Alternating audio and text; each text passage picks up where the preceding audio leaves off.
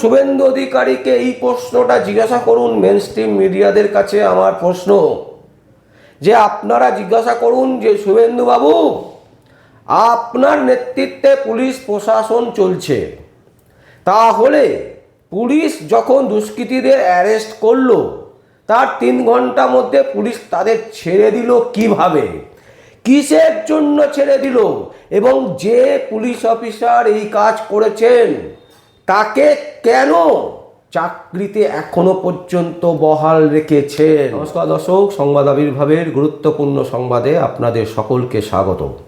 আমরা প্রত্যেক দিনের মতন আজকেও একটি বিশেষ এবং গুরুত্বপূর্ণ সংবাদ আপনাদের সামনে তুলে ধরব।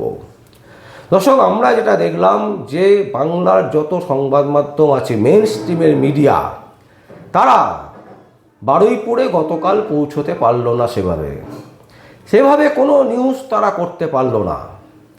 আজকে আমরা দেখলাম যে যেই শুভেন্দু অধিকারী বলা শুরু করেছেন যে দেখে নেব, এই করে নেব, কাউকে ছাড়বো না, যারা যে সমস্ত দুষ্কৃতীরা এই কাণ্ড ঘটিয়েছেন তাদের বিরুদ্ধে কড়া পদক্ষেপ হবে, এই চিল্লামিল্লি যখন শুভেন্দু অধিকারী শুরু করেছেন তারপরেই ক্যামেরা শুরু হয়েছে এবং তারপরেই বারুইপুরের ঘটনা প্রকাশ্যে আসছে এবং বারুইপুরের ঘটনাটাকে রীতিমতো বলা হচ্ছে যে শুভেন্দু অধিকারীর কড়া পদক্ষেপ নিয়েছেন।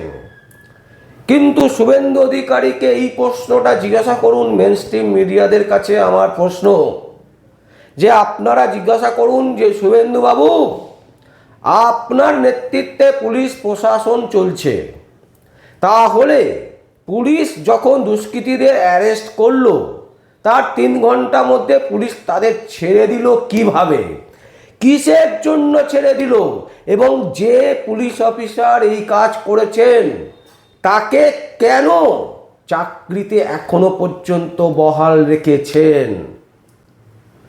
আপনি কি বললেন? গতকাল বললেন যে মেয়েটির বাবার সাথে কথা হয়েছে, মঙ্গলবার দিনকে ভবানীপুরে ডাকা হয়েছে। কেন ভবানীপুরে মঙ্গলবার, কেন সোমবার নয়? কেন সোমবারে কি আছে? সোমবারে কি আছে? ভবানীপুর কাজ করছে না, রাজ্য পুলিশ সোমবার দিনকে ছুটিতে আছে। রাজ্য পুলিশের, কলকাতা পুলিশ, সমস্ত পুলিশরা কি সোমবার দিন ছুটিতে আছে? তাহলে সোমবার নয় কেন, কেন মঙ্গলবার? প্রথম প্রশ্ন। দ্বিতীয় প্রশ্ন হচ্ছে যে একজন বিজেপি নেতার ফোনে যদি পুলিশ দুষ্কৃতীদের ছেড়ে দিতে পারে, তাহলে সেই পুলিশের বিরুদ্ধে কড়া পদক্ষেপ আপনি এখনো পর্যন্ত কেন নিলেন না? 3 নম্বর প্রশ্ন হচ্ছে যে আপনি বলছেন যে দুষ্কৃতীদেরকে ধরা হবে, কড়া থেকে কড়া শাস্তি দেওয়া হবে। প্রথমে আপনি বলুন যে আপনার আত্মসহায়ক যিনি পিএ চন্দ্রনাথের খুনের কিনারা কত দূর হয়েছে? যদি হয়ে না থাকে তাহলে কেন হয়নি? এর আগে আপনার আরও 3 জন ড্রাইভারকে মারা হয়েছে, খুন করা হয়েছে, তাদের কেন খুনের কিনারা এখনো পর্যন্ত আপনি করতে পারেননি? তাহলে প্রশ্ন থেকে যাচ্ছে না যে আপনি মুখ্যমন্ত্রী হবার সাথে সাথে আপনার চন্দ্রনাথ বাবু খুন হলেন, তার 55 দিন কেটে গেছে, 60 দিন প্রায় কেটে গেছে, আপনি সেই খুনের প্রকৃত অপরাধীকে এখনো পর্যন্ত ধরতে পারেননি। আপনার পুলিশ গুজরাট থেকে নন বেঙ্গলিতে কয়েকজনকে গ্রেপ্তার করছে, আবার ছেড়েও দিচ্ছে, তার কারণ ওখানকার কেউ খুন করেনি। তাহলে আপনার ওপর কে বিশ্বাস রাখবে? আপনি তো মাত্র 55 থেকে 60 দিন হয়েছে, তাতেই বিশ্বাস হারিয়ে ফেলছেন। আপনি আবার বলছেন যে বারুইপুরের ঘটনার পূর্ণ তদন্ত হবে। রাজ্যে বিজেপি সরকারে বসার পর থেকে কালকের ঘটনা পর্যন্ত 9টি ধর্ষণের কাণ্ড ঘটেছে। বারুইপুরের কাণ্ড যেহেতু একেবারে হৈ হৈ করে চিৎকার চেঁচামেচি হচ্ছে, তাই আপনার মুখের আওয়াজটা আমরা শুনতে পারলাম। কিন্তু বাকি 8টা যে ধর্ষণ কাণ্ড ঘটেছে তার মধ্যে আরজি করেও একটি, তাহলে সেই খুনের কিনারা কে করবে?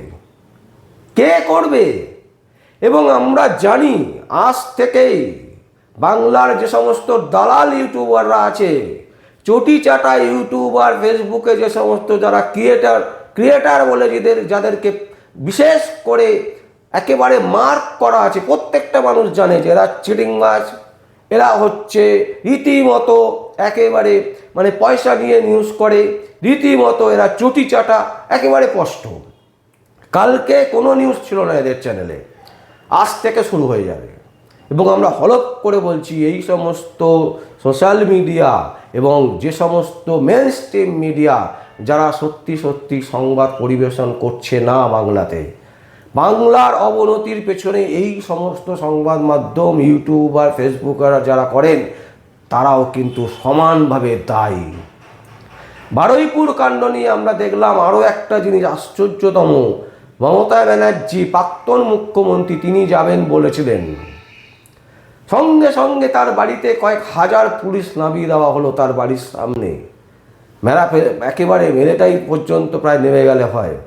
মানে কে না নেমেছে, পুলিশ থেকে শুরু করে মহিলা পুলিশ, পুরুষ পুলিশ, সিআরপিএফ সব নামিয়ে দেওয়া হয়েছে। মুখ্যমন্ত্রী, প্রাক্তন মুখ্যমন্ত্রীকে এত ভয় পাচ্ছেন কেন? আমরা জানতে চাইছি যে শুভেন্দু অধিকারী কেন ভয় পাচ্ছেন, কিসের জন্য ভয় পাচ্ছেন? আপনি তো নিশ্চয়ই রেপ করেননি, আপনার ভয় কিসের? যে কোনো মানুষ গণতন্ত্র রাষ্ট্রে প্রতিবাদ করার জন্য সেই জায়গায় পৌঁছতে পারে, কিন্তু আপনি সেই জায়গাতে যেতে দিচ্ছেনই না। আপনি একেবারে কালীঘাটে তার বাড়িতে আটকে রেখে দিলেন, গৃহবন্দী করে দিচ্ছেন উইদাউট নোটিশ, উইদাউট কলকাতা হাইকোর্টের কোনো অর্ডার ছাড়া। আপনি একজন মহিলাকে এইভাবে আটকে রাখতে পারেন? এই প্রশ্ন উঠবে, এবং এই প্রশ্ন আদালতে রীতিমতো শুভেন্দু অধিকারী, যে সমস্ত আইনজীবীরা আছেন, রাজ্য সরকারের যে সমস্ত আইনজীবীরা আছেন, তারা কিন্তু রীতিমতো চড় খাবেন কলকাতা হাইকোর্টে। আমার শুধু একটাই কথা মনে পড়ে যে শুভেন্দু অধিকারী তিনি বিধানসভা থেকে বেরিয়ে বলছিলেন, তার আইনজীবীদেরকে একটা বার্তা দিয়েছিলেন যে আমি দেখতে চাই কোনো আইনজীবী যাতে হেরে না আসে। আর আমরা বলছি প্রত্যেকবার আপনার আইনজীবী হারবে, কারণ আপনার যে সিদ্ধান্ত, আপনি যেভাবে চালাতে চাইছেন, সেটা সংবিধান বিরোধী। সংবিধানের পক্ষে থেকে আপনি কাজ করুন, আপনি জিতবেন। সংবিধানের বিপক্ষে থেকে আপনি কাজ করবেন, আপনি কখনোই জিততে পারবেন না। আর যে বলে আপনি বলয়িত হয়ে আপনি লড়াই করার চেষ্টা করছেন, যা খুশি করার চেষ্টা করছেন, সেটা কিন্তু বেশি দিন নয়, মাত্র আর কয়েকটা বছর, 2-3 বছর, 2026, 2029-এ আপনার দাদু দিদিমা সবাই ভোগে হয়ে যাবে। এই যে নরেন্দ্র মোদী, অমিত শাহ সব ভোগে হয়ে যাবে। তারপর সুতরাং আপনি যে আশা দেখিয়ে বাংলার মানুষকে যে দিশা দেখাবার কথা বলেছিলেন, সেইগুলোকে কর্ণপাত করুন, সেইগুলো শুনুন। যদি ভুলে যেয়ে থাকেন, সেই সমস্ত ভিডিওগুলো দেখুন, সেই সমস্ত নিউজগুলো দেখুন, দেখে নিজেকে পরিবর্তন করুন। শুভেন্দুবাবু, আপনার কাছে বিনম্র নিবেদন আমাদের সংবাদ আবির্ভাবের পক্ষ থেকে। তা না হলে কিন্তু আপনি পার পাবেন না। আপনি গায়ের জোরে 2029 পর্যন্ত অনেক কিছু করতে পারবেন, বাংলার মানুষের প্রচুর ক্ষতি আপনি করতে পারবেন, কিন্তু ভালো কিছু করতে পারবেন না। তাই ভালো যদি কিছু করতে ইচ্ছে থাকে, যদি মনের মধ্যে কখনো ভেবে থাকেন যে ভালো কিছু করতে চাই বাংলার মানুষের জন্য, তাহলে সংবিধানটা পড়ুন। আর সেই সংবিধান মেনে, সংবিধানকে পড়ে বুঝে তারপর আপনি কাজ করুন। দেখবেন আপনার কাজ অনেক সহজ হবে, এবং আপনাকে লুকোচুরি করতে হবে না, আপনাকে চেঁচিয়ে মেচিয়ে কিছু বলতে হবে না। আপনি সাধারণভাবে বললেই বাংলার মানুষ বুঝতে পারবে এবং দুহাত তুলে আপনাকে আশীর্বাদ দেবে, ঠিক যে আশীর্বাদ নিয়ে আপনি বাংলার বুকে, পশ্চিমবঙ্গে মুখ্যমন্ত্রী হয়েছেন। দর্শক, আমরা এই সংবাদ আপনাদের সামনে তুলে ধরলাম। যদি আপনাদের কোনো বক্তব্য থাকে, কোনো কমেন্টস থাকে, অবশ্যই আপনারা কমেন্ট বক্সে কমেন্ট করবেন। আর দেখতে থাকুন পরবর্তী সংবাদ আবির্ভাবে। আমার নাম বিশ্বজিৎ পাল, সংবাদ আবির্ভাবের জন্য।